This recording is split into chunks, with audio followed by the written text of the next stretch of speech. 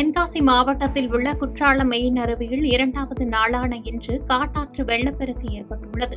இதன் காரணமாக சுற்றுலா பயணிகள் குளிக்க விதிக்கப்பட்ட தடை 2வது நாளாக இன்றும் நீட்டிக்கப்பட்டதோடு அருவி பகுதியில் காவல்துறையினர் தடுப்புகள் அமைத்து தீவிர கண்காணிப்பு பணியில் ஈடுபட்டுள்ளனர். நெல்லை டவுன் பகுதியில் நேற்று முன்தினம் முதல் கொட்டி தீர்த்த கனமழையின் காரணமாக சுந்தரர் தெருவில் உள்ள சுமார் 50 ஆண்டுகள் பழமையான மாடி வீடு ஒன்று இடிந்து விழுந்து தரைமட்டமானது. முதல் தளத்தின் மேற்கூரை மற்றும் சுவர்கள் இடிந்து விழுந்தபோது வீட்டில் இருந்தவர்கள் அதிர்ஷ்டவசமாக வெளியேறி உயிர் தப்பிய நிலையில் மாவட்ட ஆட்சியரின் உத்தரவின் பேரில் வட்டாட்சியர் தலைமையிலான வருவாய்த்துறை குழுவினர் சம்பவ இடத்திற்கு விரைந்து வந்து இடிந்து விழுந்த வீட்டை பார்வையிட்டு ஆய்வு மேற்கொண்டனர். கோவை அருகே மக்களுக்கும் விளைநிலங்களுக்கும் சேதம் ஏற்படுத்தி வந்த ரோலக்ஸ் காட்டு யானையை வனத்துறையினர் இன்று அதிகாலை கும்கி யானைகள் உதவியுடன் மயக்க ஊசி செலுத்தி பிடித்தனர். பொள்ளாச்சி டாப் ஸ்லிப் முகாமிற்கு யானையை கொண்டு செல்ல வனத்துறையினர் முடிவு செய்துள்ளதாக தகவல் வெளியாகியுள்ள நிலையில் ரோலக்ஸ் காட்டு யானை பிடிபட்டதால் அப்பகுதி மக்கள் நிம்மதி அடைந்துள்ளனர்.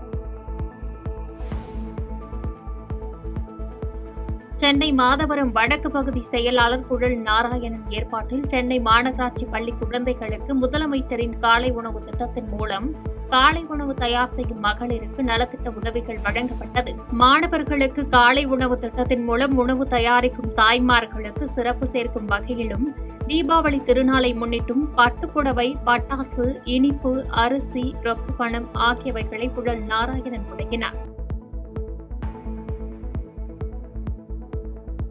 சென்னை வண்ணாரப்பேட்டை தங்கசாலை அரசு அச்சகம் அருகே தமிழக பாஜக சார்பில் நடைபெற்ற பிரச்சார நிகழ்ச்சியின் போது பொதுமக்கள் எழுந்து சென்றனர்.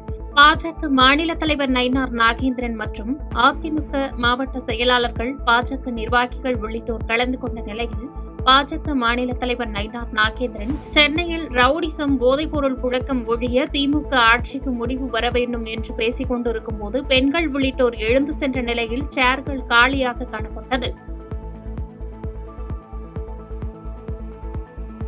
சென்னை ராயபுரத்தில் பல்வேறு இடங்களில் தமிழக பாஜக சார்பில் பிரச்சார நிகழ்வையொட்டி தமிழக பாஜக தலைவர் நயினார் நாகேந்திரன் புகைப்படத்தை எம்ஜிஆர் போன்று வெள்ளை தொப்பி, கருப்பு கண்ணாடி அணிந்து போஸ்டர்கள் ஒட்டப்பட்டுள்ளது சர்ச்சையை ஏற்படுத்தியுள்ளது. பாஜக சார்பில் தமிழகம் தலைநிமிர தமிழனின் பயணம் என்ற பிரச்சாரத்தையொட்டி பாஜகவினரின் செயல் எம்ஜிஆர் ரசிகர்களிடையே சலசலப்பை ஏற்படுத்தியுள்ளது.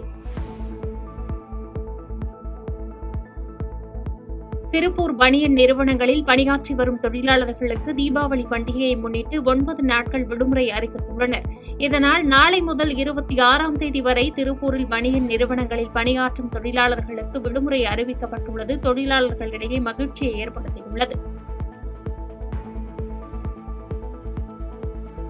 தருமபுரி நகர் பகுதியில் பல்வேறு பகுதிகளில் இருசக்கர வாகனங்களை திருடிச் சென்ற நபரை வாகன சோதனையில் ஈடுபட்டிருந்த போலீசார் கைது செய்தனர். கைதான நபர் கிருஷ்ணகிரியைச் சேர்ந்த அக்பர் என்ற திலீப் என்பதும் இவர் மீது திருட்டு உள்ளிட்ட வழக்குகள் இருந்து வந்ததும் தெரியவந்த நிலையில் அவர் திருடிய 25 இருசக்கர வாகனங்களிலிருந்து 14 இருசக்கர வாகனங்களை காவல்துறையினர் தற்போது பறிமுதல் செய்தனர். கேரள மாநிலம் இடுக்கி மாவட்டம் மூணார் அருகே உள்ள சின்ன கானல் முதல் சூரிய நெல்லி வரை உள்ள சாலை குண்டும் குழியுமாக உள்ளதால் யூத் காங்கிரஸ் சார்பில் நூதன முறையில் ஆர்ப்பாட்டம் நடத்தினர். கட்சித் தலைவர்களும் நிர்வாகிகளும் தொண்டர்களும் திரளாக கலந்து கொண்டு சேதமடைந்த சாலையில் தேங்கியிருந்த மழைநீரில் அமர்ந்தும் அங்க பிரதட்சணம் செய்தும் எதிர்ப்பை வெளிப்படுத்தினர். சென்னை குரோம்பேட்டை ஜிஎஸ்டி சாலையில் இரு மார்க்கத்திலும் கடும் போக்குவரத்து நெரிசல் ஏற்பட்டது. தொடர்ச்சியாக தூறல் மழை மற்றும் தீபாவளி பண்டிகையை முன்னிட்டு கடைகளுக்கு அதிகமானோர் கார்கள், ஆட்டோ, இருசக்கர வாகனங்களில் செல்வதால் அதிகமாக போக்குவரத்து நெரிசல் ஏற்பட்டுள்ளது. இதேபோன்று பல்லாவரம், தாம்பரத்திலும் கடும் நெரிசல் ஏற்பட்டது. செய்திகளை உடனுக்குடன் தெரிந்து கொள்ள கீழ்கண்ட கேபிள் மற்றும் டிடிஎச் நெட்வொர்க்குகளில் எம்நாடு செய்தி தொலைக்காட்சியை காணுங்கள். பாதகம் செய்பவரை கண்டால் நாம் பயம் கொள்ளலாகாது பாப்பா. மோதி மிதித்துவிடு பாப்பா, அவர் முகத்தில் உமிழ்ந்துவிடு பாப்பா. அண்மை செய்திகளை உடனுக்குடன் தெரிந்து கொள்ள இணைந்திருங்கள் எம்நாடு தொலைக்காட்சியுடன்.